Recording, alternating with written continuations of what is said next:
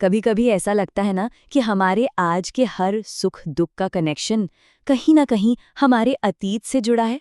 आज एक ऐसी ही कहानी में गोता लगाते हैं जहां एक आदमी के पिछले जन्म का एक ऐसा भयानक राज खुलता है जो उसकी आज की जिंदगी को एक कभी ना खत्म होने वाले बुरे सपने में बदल देता है। कहानी शुरू ही होती है एक नौकर की दिल दहला देने वाली चीख से। ये रामू है और उसने अभी अभी अपने मालिक मदनकांत को उस हालत में देख लिया है जिसकी कोई कल्पना तक नहीं कर सकता। रामू के सामने जो नजारा था वो किसी के भी रोंगटे खड़े कर दे। शहर का सबसे रईस आदमी मदनकांत एक औरत की तरह साड़ी में लिपटा हुआ था। उसका चेहरा मेकअप से पूता था पर आंखों में सिर्फ बेबसी थी। और सबसे भयानक बात, उसके शरीर के निचले हिस्से से खून बह रहा था जिसने उसकी पूरी साड़ी को लाल कर दिया था। तो सवाल यही है, आखिर ऐसा क्या हो गया कि एक इतना अमीर, इतना इज्जतदार आदमी इस हालत तक पहुंच गया? इस गुत्थी को सुलझाने के लिए हमें कहानी को बिल्कुल शुरुआत से देखना होगा। इस पूरी पहेली को समझने के लिए चलिए थोड़ा टाइम में पीछे चलते हैं, मदनकांत के उस एक फैसले पर जो उसने अपनी घमंड में आकर लिया और जिसने उसकी किस्मत पर हमेशा के लिए एक श्राप लिख दिया। तो होता ये है कि मदनकांत अपनी मेहनत की कमाई से शहर के बाहर एक बहुत पुरानी आलीशान हवेली खरीदता है। वहां के लोग उसे बार बार चेतावनी देते हैं, कहते हैं कि वो जगह शापित है, वहां बुरी आत्माओं का साया है। लेकिन मदनकांत अपने पैसे और रुतबे के नशे में चूर उनकी सारी बातें हंसी में उड़ा देता है। उसे लगा, अरे ये सब तो बस मुझसे जलते हैं, इसीलिए ऐसी कहानियां बना रहे हैं। और बस यही उसकी सबसे बड़ी भूल थी। उसी दिन से उस हवेली की काली दीवारें अपने अंदर दबे खौफनाक राजों को एक एक करके बाहर फेंकना शुरू कर देती हैं। पहली रात जब वो गहरी नींद में था तो उसे महसूस हुआ जैसे किसी ने बड़े प्यार से उसके बालों को सहलाया हो। दूसरी रात उसे खाली कमरों से किसी के खिलखिलाने की हल्की हल्की आवाजें आने लगीं। तीसरी रात होते होते उसे दीवारों पर अजीबोगरीब डरावने चेहरे दिखने लगे जो पलक झपकते ही गायब हो जाते थे।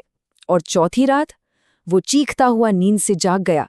उसने सपना देखा कि वो लाशों के ढेर पर खड़ा है और उसका पूरा शरीर खून से लथपथ है।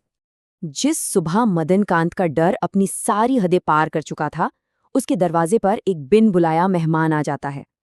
एक अघोरी साधु जिसकी आंखों में एक अजीब सी गहराई थी, मानो वो मदनकांत के अंदर छिपे हर डर को साफ साफ देख सकता हो।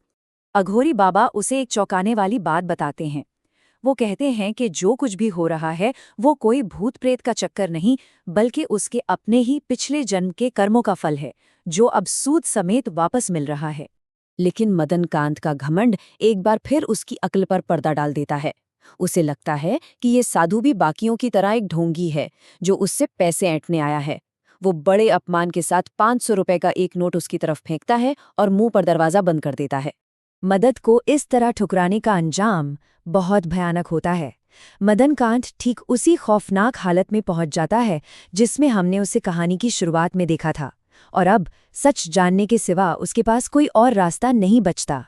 अपनी इज्जत, अपना घमंड, सब कुछ भूलकर मदनकांत उस शापित हवेली से पागलों की तरह भागता है और जंगल में जाकर बेहोश हो जाता है। जब उसकी आंखें खुलती हैं तो वो खुद को उसी अघोरी बाबा के कदमों में पाता है। इस बार उसकी आंखों में घमंड नहीं बल्कि पछतावे और डर के आंसू थे। वो गिड़गिड़ाता है, मुझे बचा लो बाबा।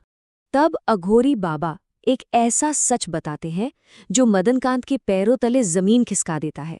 वो कहते हैं, इस हवेली में भटकने वाली आत्माएं कोई और नहीं बल्कि तेरे ही शिकार है।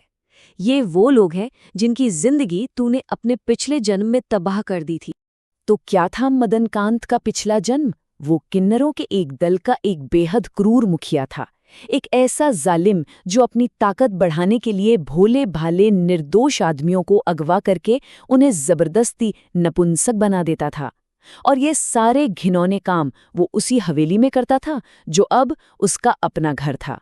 सच सामने आने के बाद अब बारी थी प्रायश्चित की। मदनकांत को अब अपने कर्मों का हिसाब चुकाने के लिए एक बहुत मुश्किल और दर्दनाक रास्ते पर चलना था।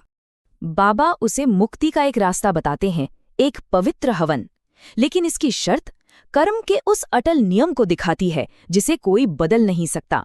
शर्त ये थी कि हवन के दौरान मदनकांत को अपने शरीर पर ठीक उतना ही दर्द सहना होगा जितना उसने अपने अनगिनत शिकारों को दिया था, मतलब खून का बदला खून से और दर्द का बदला दर्द से। उन तड़पती आत्माओं को शांत करने का यही एक तरीका था, और मदनकांत इसके लिए तैयार था। जैसे ही हवन की आग जलती है, वो एक कोड़ा उठाकर अपनी ही पीठ पर बरसाना शुरू कर देता है। हर वार के साथ उसके मुंह से चीख निकलती है, पर वो रुकता नहीं।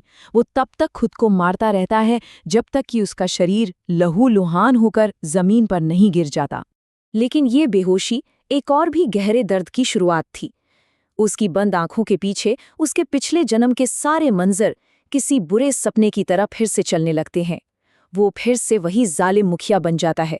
उसे अपने शिकारों की दर्द भरी चीखें सुनाई देती हैं, उनकी बेबस आंखें दिखाई देती हैं। उसे उन सभी जिंदगियों का बोझ महसूस होता है जिन्हें उसने एक पल में बर्बाद कर दिया था।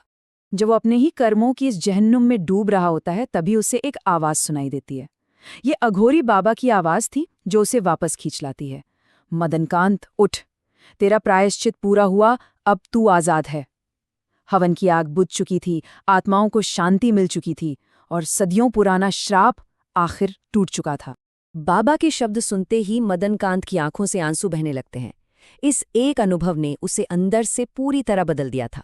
उसने फैसला किया कि वो उस जगह से बहुत दूर चला जाएगा और एक नई, बिल्कुल सादा जिंदगी जिएगा। मदनकांत की ये कहानी हमें कर्म के उस अटल नियम पर सोचने को मजबूर करती है जिसे शायद कोई झुठला नहीं सकता। क्या वाकई हमारे हर कर्म का हिसाब होता है? क्या हर अच्छे बुरे काम का फल हमें इसी जीवन में या अगले में भोगना ही पड़ता है? ये कहानी तो इसी तरफ इशारा करती है और एक बहुत बड़ा सवाल हमारे सामने छोड़ जाती है।